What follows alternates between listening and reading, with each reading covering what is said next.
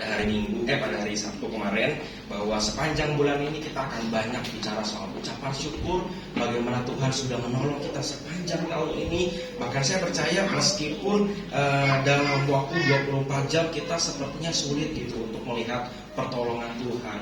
Mungkin selama seminggu kita masih ngawang-ngawang pertolongan Tuhan yang mana ya.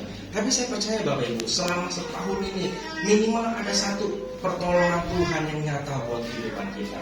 Amin Bapak Ibu sekalian. Ya minimal pasti ada satu Bapak Ibu. Yang saya undang kita semua untuk baca di 1 Raja-Raja 3 ayat 9 sampai 15. 1 Raja-Raja 3 Bapak Ibu sekalian, ayat 9 sampai ayat 15. 1 Raja-Raja di perjanjian mana Bapak Ibu? Lama.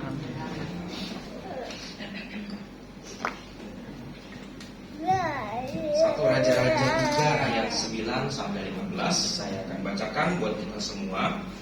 Demikian kebenaran firman Tuhan. 1 Raja-Raja 3 ayat 9 sampai 15. Maka berikanlah kepada hamba-Mu ini hati yang faham menimbang perkara, untuk menghakimi umat-Mu dengan dapat membedakan antara yang baik dan yang jahat. Sebab siapakah yang sanggup menghakimi umat-Mu yang sangat besar ini?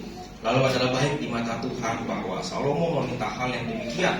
Jadi berfirmanlah Allah kepadanya, oleh karena engkau telah meminta hal yang demikian dan tidak meminta umur panjang atau kekayaan atau nyawa musuhmu, melainkan pengertian untuk memutuskan hukum firman Tuhan, maka sesungguhnya aku melakukan sesuai dengan permintaanmu itu. Sesungguhnya aku memberikan kepadamu hati yang penuh hikmat dan pengertian, sehingga sebelum engkau tidak ada seorang pun seperti engkau, dan sesudah engkau takkan bangkit seorang pun seperti engkau. Ayat 13. Dan juga apa yang tidak kau minta aku berikan kepadamu, baik kekayaan maupun kemuliaan, sehingga sepanjang umurmu takkan ada seorang pun seperti engkau di antara raja-raja.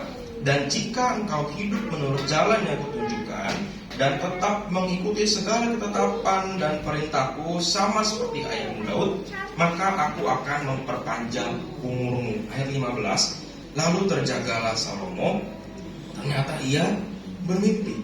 Sekembalinya ke Yerusalem, berdirilah ia di hadapan tabut perjanjian Tuhan. Dipersembahkannya korban-korban bakaran dan korban-korban keselamatan. Kemudian ia mengadakan perjamuan bagi semua pegawai. Bapak Ibu Saudara sekalian, di dalam jawaban doa Bapak Ibu, karena tadi Lukas ada doa yang menghasilkan ucapan syukur. Pertama begini Bapak Ibu Saudara, di dalam jawaban doa Bapak Ibu, kita percaya bahwa Tuhan itu menjawab setiap doa. Amin Bapak Ibu.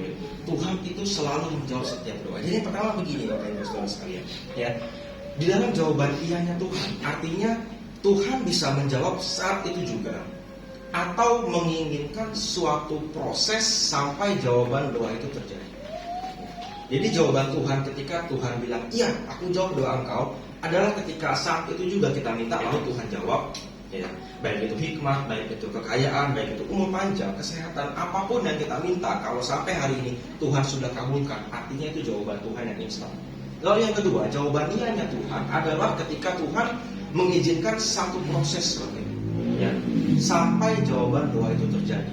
Artinya ada satu progres, ada satu masa di mana kita menanti jawaban Tuhan. Bukan berarti Tuhan nggak jawab, tapi Tuhan jawab iya nanti ketika mungkin kita sudah siap melalui proses dan perjuangan. Lalu yang berikutnya, jawabannya tidak dari Tuhan. Ini berarti begini Bapak Ibu, jawaban Tuhan tidak itu bukan berarti Tuhan tidak menjawab dan lalu membiarkan begitu saja.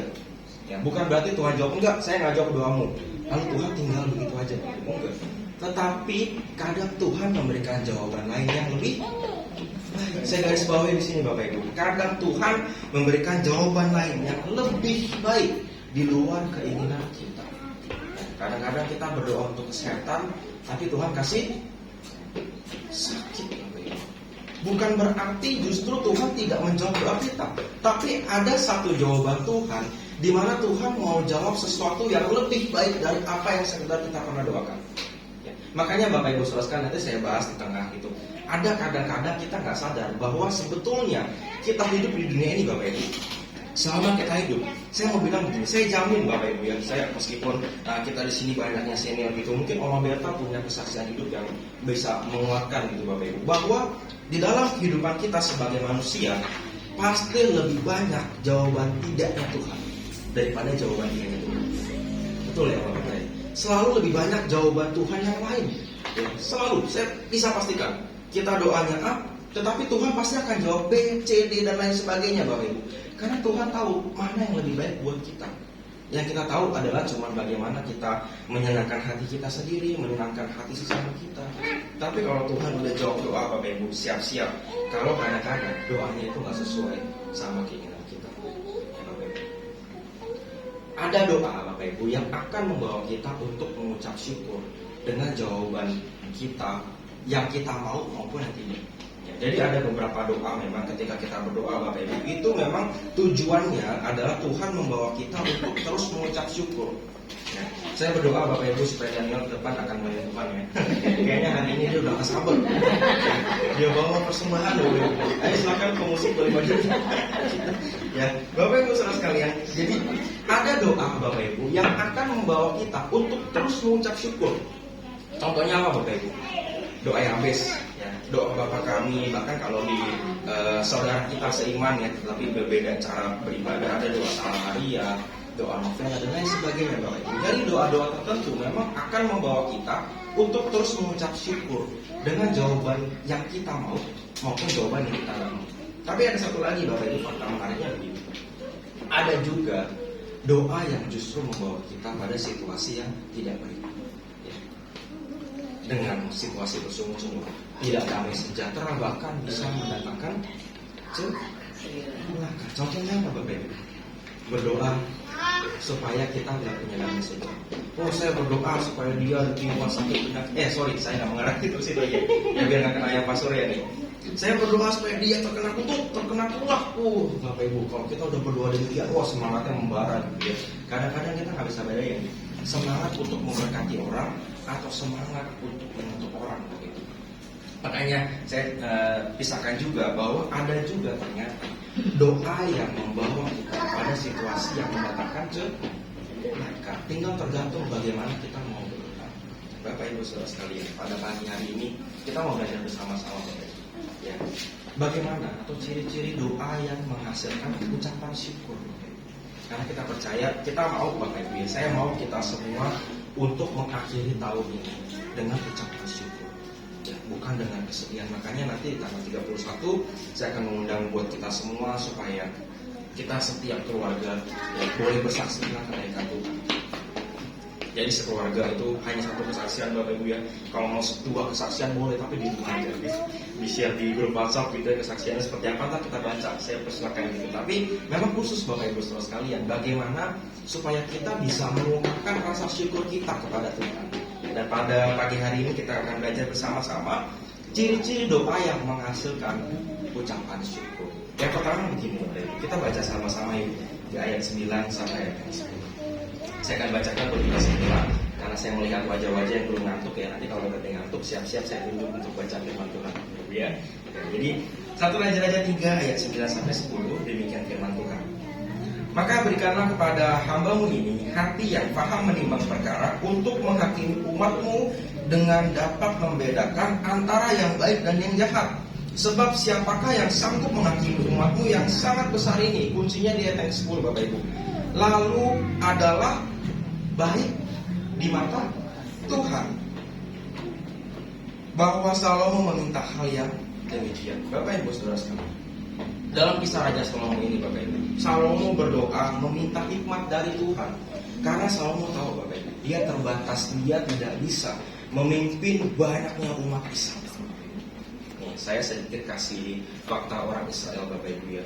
Orang Israel itu dikenal dalam firman Tuhan adalah orang yang tegar, tengkuk, orang yang keras, ya, orang yang maksudnya orang yang sangat sukar untuk mendengarkan firman Tuhan. Bahkan nabi-nabi tersebelumnya Bapak Ibu, kita melihat nasib-nasibnya. Untung saya nggak jadi pendeta di zaman itu Bapak Ibu. Kalau saya memberitakan firman Tuhan kayak Nabi Yesaya Bapak Ibu, dia dibelah badannya jadi 2, dibalik badannya terbelah, digergaji, dibagi 2. Artinya kita bisa melihat bahwa memang mereka punya background, mereka tidak suka untuk mendengarkan kebenaran firman Tuhan. Makanya Salomo sadar Bapak Ibu, bagaimana dia bisa memimpin umat yang besar ini. Satu orang aja sulit untuk mendengarkan firman, bagaimana dipimpin ribuan orang untuk sama-sama mendengarkan firman Tuhan Bapak Ibu. Ya. Dan saya mau katakan begini Bapak Ibu, Tuhan, saya garis bawahi di sini, Tuhan melakukan sesuai dengan yang diminta Salomo Bapak Ibu. Sehingga menjadikan Salomo satu-satunya yang seperti dia. Sebelum dia tidak ada orang yang sama dengan Salomo. Bahkan sesudah Salomo tidak akan pernah ada orang yang punya hikmatnya seperti Salomo. Bahkan Bapak Ibu, karena saya dulu sering main game, saya ada satu game gitu Bapak Ibu, itu sampai diceritakan bahwa Salomo itu punya kekuatan super Bapak Ibu. Kekuatan supernya itu adalah orang yang sangat pintar. Dia orang yang paling pintar, orang yang paling bijaksana. Nggak ada seorang pun yang lebih pintar dari Salomo. Bahkan dikatakan dalam firman Tuhan bahwa sesudah dia atau sebelum dia nggak akan ada lagi orang yang sama seperti dia. Ya. Tuhan melakukan sesuai dengan apa yang diminta Salomo. Ini yang tadi saya katakan di awal Bapak Ibu, bagaimana Tuhan menjawab doa itu secara instan. Ketika Salomo meminta hikmat marifat, Tuhan kasih hikmat marifat. Bapak Ibu saudara sekalian, agar dapat menikmati atau mengucap syukur Bapak Ibu atas doa di hadapan Tuhan, pastikan begini, pastikan doa kita baik di mata Tuhan. Ya. Pastikan doa kita baik di mata Tuhan. Bapak Ibu saudara sekalian, banyak sekali saya dengar curhatan-curhatan gitu ya. Orang takut berdoa karena biasanya Bapak Ibu, takut doanya enggak sempurna gitu ya. Takut doanya enggak sebagus orang-orang lain, atau takut waktu lagi berdoa mulutnya keselimpet gitu Bapak Ibu. Ya. Orang bisa jatuh karena keselimpet, tapi lidah juga bisa keselimpet Bapak Ibu. Salah ngomong, salah ucap, jadi membuat dia nggak fokus untuk berdoa. Tapi saya mau katakan begini Bapak Ibu saudara, nggak ada doa yang sempurna. Ya. Makanya kadang-kadang beberapa hamba Tuhan juga mengucapkan setiap akhir doa itu, doa yang tidak sempurna ini kami sempurnakan dalam doa Bapa kami, doa yang lain-lain Bapak Ibu. Artinya doa kita itu harus baik di mata Tuhan, bukan di pandangan manusia, bukan seberapa bagus kita merangkai kata-kata, bukan seberapa bagus niat baik kita Bapak Ibu untuk diri kita sendiri, bahkan kadang-kadang niat baik untuk orang lain. Tapi saya mau katakan, pastikan doa kita itu yang pertama baik di mata Tuhan. Karena ketika doa kita baik di mata Tuhan Bapak Ibu, ketika Tuhan menjawab doa kita, hasil akhir yang kita dapatkan adalah ucapan syukur. Kita enggak menyesal karena kita sudah berdoa gitu. Ada Bapak Ibu ya, kita berdoa untuk memberkati orang gitu. Kita memberkati seseorang ini, lalu orang ini sudah diberkati Tuhan, lalu lupa sama kita gitu. Padahal kalau mau dibilang ya, kita berdoa buat dia, kita layani dia gitu. Tapi orang ini lupa gitu ya, bahwa kita sudah berdoa buat dia. Tapi karena tujuan kita supaya kebaikan kita dibalas oleh orang ini, kita menyesal. Saya mau tanya begini Bapak Ibu, doa kita baik nggak untuk orang ini? Baik Bapak Ibu, doa kita baik untuk orang ini. Tujuan kita baik untuk orang ini supaya orang ini diberkati oleh Tuhan. Tetapi yang salah adalah, apakah betul doa kita sudah baik di mata Tuhan? Kalau doa kita baik di mata Tuhan, secara otomatis saya dapat pastikan bahwa di akhir doa kita pasti akan menikmati doa kita. Kita pasti akan mengucap syukur atas doa-doa kita. Nggak ada sekalipun rasa kita menyesal sudah berdoa. Ya. Bapak Ibu saudara sekalian, saya mau katakan begini, ini sangat menjadi perhatian Bapak Ibu kalau sampai kita menyesal untuk berdoa. Saya pastikan kita belum ada yang sampai di tahap ini Bapak Ibu ya. Ketika kita berdoa, lalu doanya dijawab oleh Tuhan, tapi kita menyesal. Aduh Tuhan, kenapa saya berdoa? Ya. Ini bukan kesaksian Pak Surya gitu ya, tapi inisialnya SURYA. Menyesal gitu, dibawa Tuhan ke Maja. Tapi kan kemudian akhirnya bersyukur ya kan dibawa ke Maja, karena kalau misalkan dia dibawa ke Belanda, wah dia mungkin udah lupa Tuhan gitu ya. Udah lupa nama Tuhan, lupa Tuhan tinggal di mana gitu. Nah Bapak Ibu saudara sekalian, artinya ketika kita mau berdoa dengan baik di mata Tuhan, sesuai dengan kehendaknya Tuhan, saya pastikan kita akan menikmati apa itu jawaban Tuhan. Kita bisa mengucap syukur. Makanya pastikan di akhir tahun nanti, ketika kita bingung mau mengucap syukur apa, mau bersaksi apa sama Tuhan, mulai hari ini Bapak Ibu kita perbaiki doa kita supaya doa kita baik di mata Tuhan. Bapak Ibu saudara sekalian,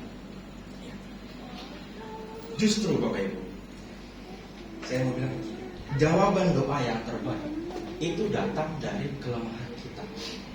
Salomo tadi berdoa dalam kelemahan dia. Dia bilang sama Tuhan dia gak mampu untuk memimpin bangsa Israel. Jawaban doa yang terbaik itu bukan datang dari apa yang kita punya secara lebih, tapi justru dari kelemahan kita ketika kita berdoa. Bapak Ibu saudara sekalian, yang penting adalah pertama nama Tuhan dipermuliakan. Lalu yang kedua, pastikan ketika kita berdoa dalam kelemahan kita, kita punya hati untuk kepentingan banyak orang. Pastikan ketika kita berdoa, yang diberkati bukan diri kita sendiri. Kita menghabiskan waktu 24 jam, Tuhan berkati saya, Tuhan pimpin saya, Tuhan tolong saya. Tapi kadang-kadang kita lupa, apakah doa kita nantinya ketika dijawab itu akan memberkati banyak orang, itu akan memberkati kehidupan banyak orang. Ketika Salomo meminta kepada Tuhan bagaimana caranya supaya dia memimpin bangsa Israel di dalam kelemahan, Tuhan perhatikan lebih baik. Dia mengakui kelemahan dia sebagai seorang raja. Tetapi satu yang kita tahu Bapak Ibu saudara sekalian, Salomo berdoa bukan untuk dirinya sendiri, tetapi untuk kepentingan bangsa yang dia kasihi. Bagaimana Tuhan akhirnya memakai kita dalam kelemahan kita ketika kita mau menjadi berkat buat banyak orang. Saya percaya Bapak Ibu, ketika kita berdoa buat banyak orang, berdoa buat kepentingan banyak orang, tidak ada satupun kuasa yang dapat dibatalkan untuk membatalkan doa kita. Amin Bapak Ibu saudara sekalian. Kunci satu, apakah doa kita baik di mata Tuhan? Jangan mau doa kita baik dipandang sesama, jangan mau doa kita baik dipandang tetangga. Waduh, Bapak Ibu saudara, kita belum pernah mengalami kali ya tetangga ya samping kiri depan rumah gitu berdoa keras gitu suaranya, sampai kita dengar, belum pernah Bapak Ibu. Atau mungkin udah pernah di sini mengalami punya tetangga yang kalau doa itu bukan agama seberang Bapak Ibu. Kita sendiri ya, dalam agama Kristen Bapak Ibu, karena saya takut saya direkam Bapak Ibu terus kita viral gitu. Ya, dalam agama kita sendiri Bapak Ibu ya, apakah kita pernah bertemu sama orang doanya kencang sekali, tapi kita nggak bisa dapatkan efeknya apa-apa? Minggu lalu saya bilang, 2 minggu lalu saya bilang lebih baik kita diam dalam hadirat Tuhan, tapi kita berdampak lagi buat banyak orang. Salah satu Salomo Bapak Ibu, kita bisa melihat bagaimana dia berdoa sama Tuhan, dia minta hikmat sama Tuhan, tujuannya untuk memberkati banyak orang, supaya dia dimampukan untuk memimpin bangsa. Amin Bapak Ibu saudara sekalian. Bagaimana kita meminta supaya Tuhan memakai kita untuk menjadi berkat bagi banyak orang. Bapak Ibu saudara, yang kedua, ya singkat karena kita juga mau perjamuan khusus setelah ini. Yang kedua Bapak Ibu saudara sekalian, bagaimana kita bisa menghasilkan doa yang membawa kita kepada ucapan syukur. Yang kedua Bapak Ibu saudara, ya kita bersyukur atas jawaban yang tidak didoakan. Ini yang menjadi sulit bagi kita orang-orang percaya Bapak Ibu, karena secara logika Bapak Ibu ya, kita lebih akan bersyukur ketika jawaban itu yang kita doakan betul ya. Betul apa betul Bapak Ibu? Kita akan lebih senang ketika justru Tuhan menjawab apa yang kita doakan. Tetapi saya mau bilang begini, justru untuk mendatangkan rasa ucapan syukur, rasa bersyukur sama Tuhan, kadang-kadang yang dipakai oleh Tuhan adalah jawaban yang tidak pernah kita doakan. Saya akan bacakan di ayat yang ke-13 sampai 14 demikian firman Tuhan. Dan juga apa yang tidak kau minta, aku berikan kepadamu, baik kekayaan maupun kemuliaan. Sampai situ dulu Bapak Ibu. Di kalimat yang pertama dikatakan, dan juga apa yang tidak kau minta. Justru apa yang Salomo tidak minta, itu yang Tuhan jawab Bapak Ibu. Ya, apa yang tidak kita doakan, justru itu yang Tuhan jawab. Maka tadi saya katakan di awal Bapak Ibu saudara sekalian, justru saya berani yakin Bapak Ibu, sepanjang hidup kita lebih banyak jawaban lebih banyak doa yang Tuhan nggak jawab, justru Tuhan jawab dengan yang lain.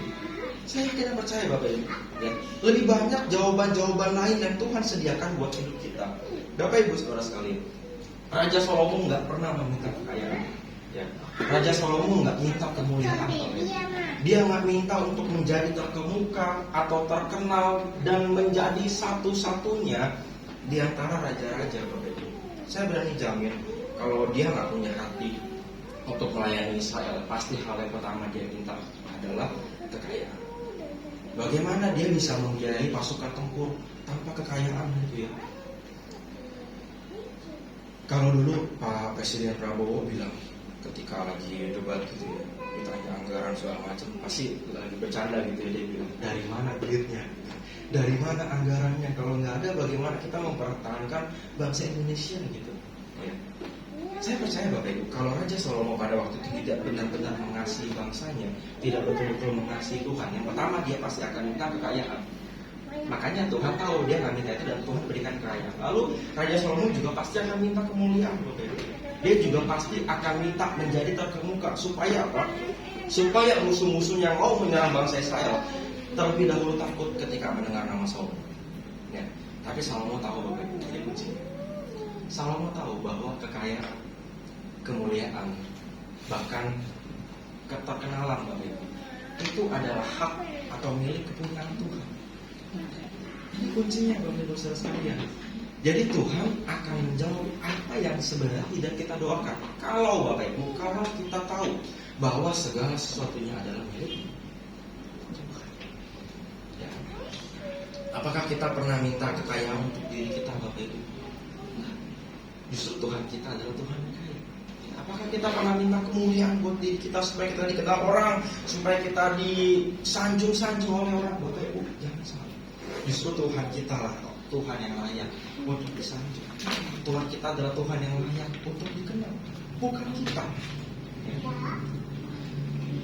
Oke Bapak Ibu saudara sekalian, kita perhatikan bahwa di dalam doa kita, apakah kita meminta yang menjadi bagiannya Tuhan, atau justru kita memaksakan bagian Tuhan menjadi bagian kita? Jangan sampai Bapak Ibu saudara sekalian, kita merampas apa yang punya miliknya Tuhan. Kita merampas apa yang seharusnya Tuhan punya Bapak Ibu. Kemuliaan, keterkenalan Bapak Ibu. Jangan sampai doa kita justru membuat Tuhan tidak dikenal, tetapi kita yang lebih dikenal. Bapak Ibu saudara sekalian, ketika kita betul-betul mau melayani Tuhan, justru kita mau supaya Tuhan dikenal. Jangan supaya kita yang dikenal. Kita mau supaya Tuhan dikenal melalui kehidupan kita.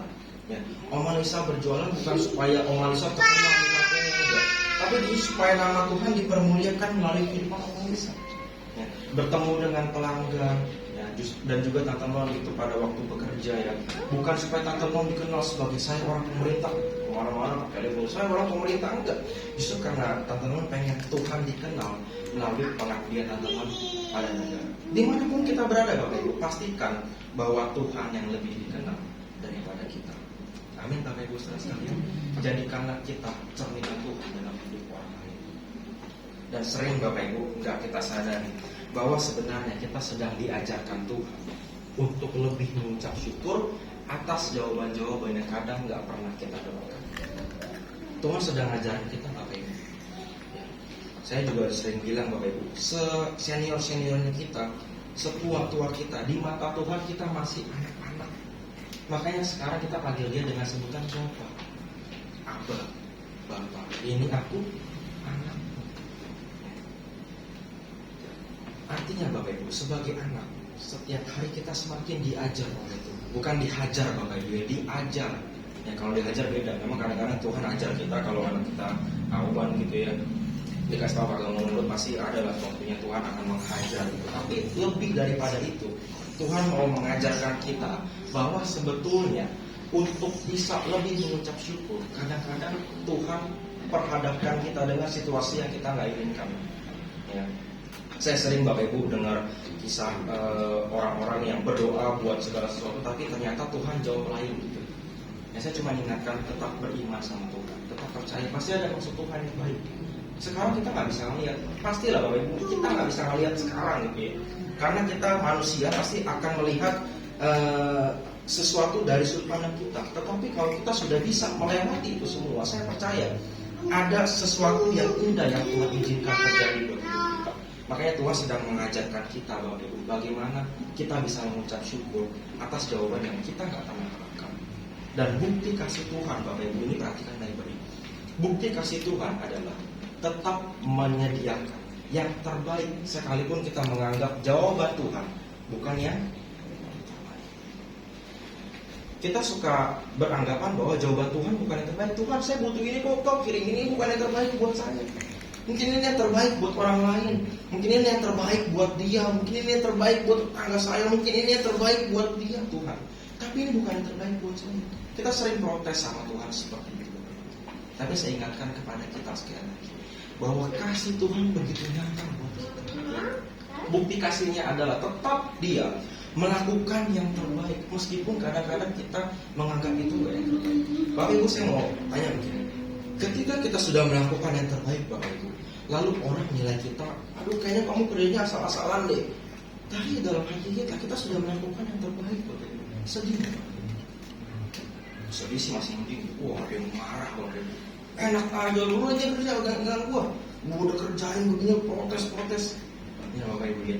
Kita sebagai manusia aja gak suka, Bapak Ibu. Ketika kita sudah melakukan yang terbaik, tapi orang nilai kita justru gak baik. Kita bisa marah, Bapak Ibu, tapi Tuhan gak marah sama kita. Saya mengingatkan bahwa pengorbanan Tuhan, kasih Tuhan begitu nyata. Ketika meskipun kita anggap dia sedang tidak melakukan yang terbaik, ya, tapi Tuhan tetap melakukan yang terbaik buat kita. Amin Bapak Ibu. Sekalipun kita suka mengecewakan Tuhan, tetap Tuhan lakukan yang terbaik. Karena Tuhan gak mau anak-anaknya terluka. Tuhan gak mau anak-anaknya sakit. Tuhan gak mau anak-anaknya jatuh dalam hidup. Kita percaya Bapak Ibu bahwa Tuhan sedang melakukan, Tuhan sedang menyediakan yang terbaik buat kita. Setiap doa satu saya ingat ya, kita sekarang berdoa, tapi kita juga harus percaya bahwa ketika kita berdoa, Tuhan sementara bekerja untuk menjawab doa kita. Dan percayalah yang Dia lakukan pasti yang terbaik buat hidup kita. Ya, katakan kiri kanan, Tuhan lakukannya terbaik. Ya, Tuhan lakukan terbaik. Amin Bapak Ibu Saudara. Tuhan akan lakukan. Yang terakhir Bapak Ibu, ya, kita sebentar lagi akan masuk dalam perjamuan yang terakhir. Ya, bagaimana kita bisa akhirnya bersyukur atas doa-doa yang kita naikkan sama Tuhan. Yang terakhir begini, mempersembahkan korban syukur. Ya, ayat 15 saya bacakan buat kita. Lalu terjagalah Salomo, ternyata ia bermimpi. Ya, udah bagus-bagus gitu, dapat penglihatan dalam tidur gitu ya. Kita pernah Bapak Ibu sedang tidur gitu terlelap. Ya, kadang-kadang dalam hadirat Tuhan juga terlelap ya. Saya pernah Bapak Ibu ikut doa terobosan gitu. Terus saya berdoa. Oh, saya menikmati banget doa itu Bapak Ibu. Benar-benar saya menikmati banget. Saya serasa saya lagi ada di surga Bapak Ibu. Ya, ada padang hijau Bapak Ibu yang membentang, ada gunung-gunung gitu ya. Tapi ketika saya sedang menikmati Bapak Ibu, pas saya bangun-bangun itu pas hamba Tuhan teriak amin gitu. Wah, saya bangun Bapak Ibu. Pas saya bangun doa udah selesai. Jadi artinya Bapak Ibu, kita suka-suka kadang-kadang nggak sadar kita begitu menikmati hadirat Tuhan sampai-sampai kita terlelap tidur Bapak Ibu ya. Nah, Bapak Ibu saudara sekalian, kita bisa gambarkan pada waktu itu Salomo sedang mendapati mimpi. Jadi saya mau bilang begini Bapak Ibu, pada waktu itu memang Tuhan bisa berbicara melalui mimpi, melalui perantara nabi. Bahkan dalam kisahnya Samuel ya, Tuhan berbicara, dia panggil Samuel, Surya, atau Bambang. Kalau dipanggil itu serem Bapak Ibu. Kayaknya saya pernah soal itu, tapi saya nggak ceritakan di sini nanti kesana itu. Nah Bapak Ibu saudara sekalian, ya, ketika dia atau Salomo mendengarkan suara Tuhan, Tuhan memakai mimpi untuk menjawab doa Salomo. Perhatikan Bapak Ibu, Tuhan bisa pakai apa aja untuk menjawab doa Tuhan. Bisa melalui mimpi, bisa melalui hamba Tuhan, bisa melalui orang-orang sekitar kita Bapak Ibu. Ya.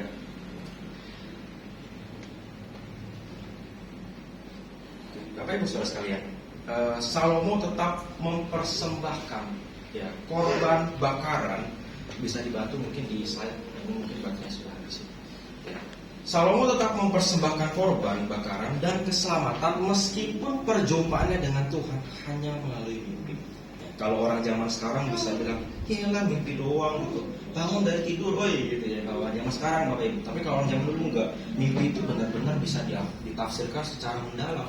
Makanya pada waktu itu Yusuf dipanggil oleh pemerintah Mesir untuk menafsirkan mimpi. Daniel pun juga demikian Bapak Ibu. Ya, bukan Daniel ini, tapi Nabi Daniel Bapak Ibu. Dia dipanggil untuk menafsirkan mimpi. Jadi mimpi begitu berarti bagi orang-orang pada waktu itu. Ya, jadi Salomo tetap mempersembahkan korban sekalipun perjumpaan dengan Tuhan hanya melalui mimpi. Dan begini Bapak Ibu, korban persembahan Salomo ya adalah bukti bagaimana dia mengucap syukur dan percaya akan pekerjaan Tuhan sekalipun dia belum melihat atau mengalami kuasa Tuhan. Begini Bapak Ibu, kemarin saya cerita di Doa Sabtu. Nanti pada tanggal 14 ya, ini buat yang mungkin belum dengar pengumuman ya. Tanggal 14 nanti hari Sabtu pukul 3 sore ada ibadah Natal sekolah minggu Bapak Ibu. Jadi ini waktunya kita, kesempatan kita untuk mengajak anak-anak untuk datang beribadah bersama-sama di tempat ini Bapak Ibu. Nah, ada satu gembala sekolah minggu di sana namanya Rebeka Cimika. Kalau bahasa punya dia ketua departemen sekolah minggu, bisa juga dikatakan gembala sekolah minggu. Saya bilang ke Ibu Rebeka pada waktu hari Senin saya latihan pagi, saya bilang begini, Cimika, makasih ya udah mau melayani tanggal 14 nanti. Terus dia bilang, loh kan saya belum datang melayani. Terus saya bilang sama dia, justru saya bilang makasih dulu supaya nanti nggak batal datang gitu kan. Jadi kita bilang makasih di awal supaya mau nggak mau datang gitu, mau nggak mau pelayanan gitu kan. Jangan sampai kita bilang makasih lalu dia nggak datang kok, bisa bentrok nanti, bisa masalah gitu ya. Dan juga misalnya kita ini seperti memaksa gitu ya. Misalnya saya minta tolong sama Bapak Darus gitu, Pak Darus nanti tolong bantu pelayanan main musik gitu di Remaja. Makasih banyak ya Pak Darus atas pelayanannya, Tuhan memberkati, lengkap. Datang nggak Bapak Ibu besok?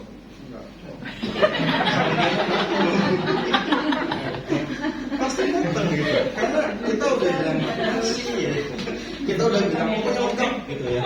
Kita bilang terima kasih banyak atas kesediaannya. Kita bilang terima kasih buat pelayanan yang luar biasa. Tuhan Yesus Allah semesta alam, surga, bumi dan semesta memberkati saudara. Pasti datang Bapak Ibu ya. Itu artinya kita sedang memanusiakan manusia. Kita sedang berusaha untuk membuat orang lain senang dengan permintaan tolong kita ini. Saya mau bilang begini, kalau kita manusia aja senang apalagi Tuhan. Apalagi Tuhan. Ketika bahkan sebelum Tuhan bekerja buat hidup kita, ya, terlebih sebelum kita mengalami kuasa Tuhan, lebih baik kita mengucap syukur di awal. Kita bangun mesbah kita sama Tuhan. Kita bersyukur buat apa yang Tuhan akan lakukan Bapak Ibu. Ini yang unik ya. Biasanya kita bersyukur buat apa yang Tuhan telah kerjakan. Tetapi melalui kisahnya kita belajar bahwa kita juga bisa mengucap syukur bahkan sebelum Tuhan melakukan jawaban-jawaban doa kita. Amin Bapak Ibu. Kita punya jalur khusus kalau kita bilang zaman sekarang adalah kita punya orang dalam Bapak Ibu ya. Karena di sini juga beberapa ada orang Chinese gitu ya. Orang Chinese tuh katanya paling lama masuk surga Bapak Ibu. Soalnya di sana katanya ada orang dalam gitu ya. Yang semua ada katanya banyak Bapak Ibu ya. Semua orang kita punya lah Bapak Ibu ya. Pasti punya orang dalam ya. Orang dalamnya adalah Tuhan Yesus. Amin Bapak Ibu. Amin. Untung Tuhan Yesus nggak ada marganya Bapak Ibu. Nah, jadi yang saya mau bilang adalah begini. Kita bisa mengucap syukur lebih dulu sebelum Tuhan bekerja melakukan perbuatan yang ajaib buat kita.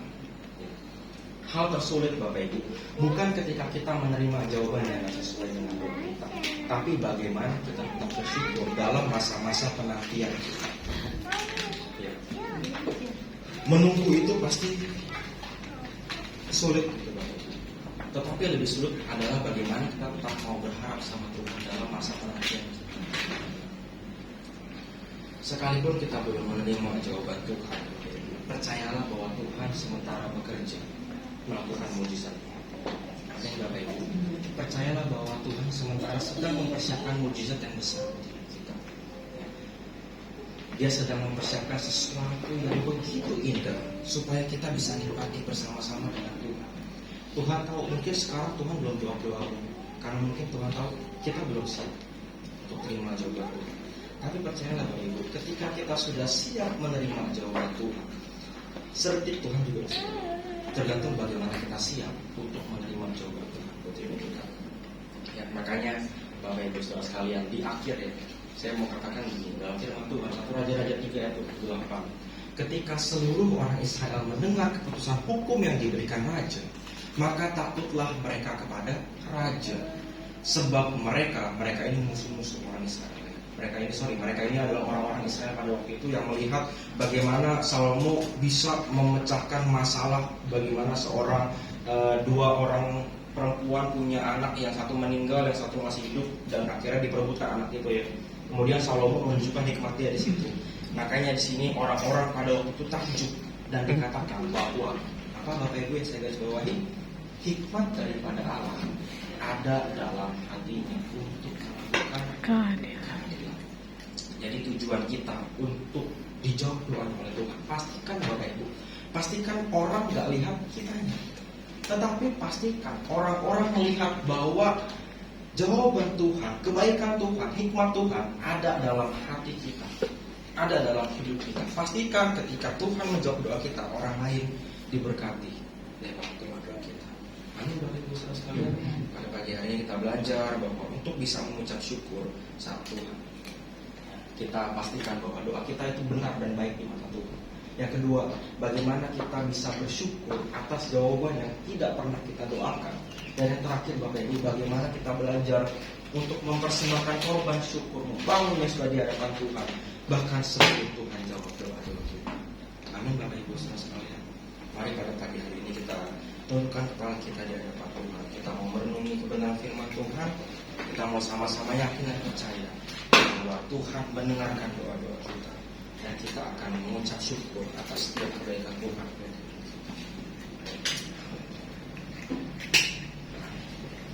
Saya undang untuk musik dan pelayan Tuhan yang akan kita berdiri. Mari kita berdoa. Kami bersyukur Tuhan buat firman Tuhan yang diberitakan pada pagi hari ini. Kami bersyukur bagaimana kami dapat belajar Bapa, bahwa Engkau begitu baik buat hidup kami. Dalam doa-doa yang Engkau jawab, maupun doa-doa yang sementara Engkau sedang kerjakan Bapak, maupun doa-doa yang Engkau tahu bahwa jawaban Engkau lebih baik daripada apa yang kami lakukan. Kami mau sama-sama belajar untuk bersyukur Tuhan. Kami mau belajar untuk merenungi kebenaran firman Tuhan. Kami mau belajar bahwa Tuhan sementara bekerja untuk melakukan yang terbaik buat setiap kehidupan kami. Ajar kami Tuhan untuk terus berharap sama Tuhan, untuk terus percaya bahwa Engkau sudah melakukan sesuatu yang baik buat hidup kami. Terima kasih Bapak. Dan sebentar juga Tuhan persiapkan hati dan pikiran kami Tuhan untuk menerima perjamuan kudus-Mu. Biarlah Tuhan berkenan atas setiap apa yang kami rindukan, bahwa kami betul-betul ingin mengingat apa makna pengorbanan buat kehidupan kami sendiri. Dalam nama Tuhan Yesus kami berdoa dan mengucap syukur. Haleluya. Amin. Bapak Ibu saudara sekalian, saya akan bacakan buat kita semua dalam 1 Korintus 11 ayat 23 sampai 26. 1 Korintus 11 ayat 23 sampai 26 demikian firman Tuhan. Sebab apa yang telah kuteruskan kepadamu telah aku terima dari Tuhan, yaitu bahwa Tuhan Yesus pada malam waktu Ia diserahkan mengambil roti, dan sesudah itu Ia mengucap syukur atasnya. Ia memecah-mecahkannya dan berkata, inilah tubuhku yang diserahkan bagi kamu. Perbuatlah ini menjadi peringatan aku. Demikian juga Ia mengambil cawan sesudah makan lalu berkata, cawan ini adalah perjanjian baru yang dimeteraikan oleh darahku. Perbuatlah ini setiap kali kamu meminumnya menjadi peringatan akan aku. Sebab setiap kali kamu makan roti ini dan minum cawan ini, kamu memberitakan kematian Tuhan sampai Ia datang. Bapak Ibu saudara sekalian, percaya bahwa pada pagi hari ini Tuhan sudah bekerja untuk menebus setiap kita dari dosa. Tuhan sudah mati, bahkan Tuhan sudah bangkit untuk menyelamatkan hidup kita. Kita percaya melalui perjamuan kudus ini nama Tuhan akan dipermuliakan. Saya mengundang buat pelayan Tuhan yang akan membagikan roti dan anggur kepada Pak Surya. Saya minta tolong untuk membagikan roti dan anggur sambil lagu perjamuan kudus akan dinyanyikan.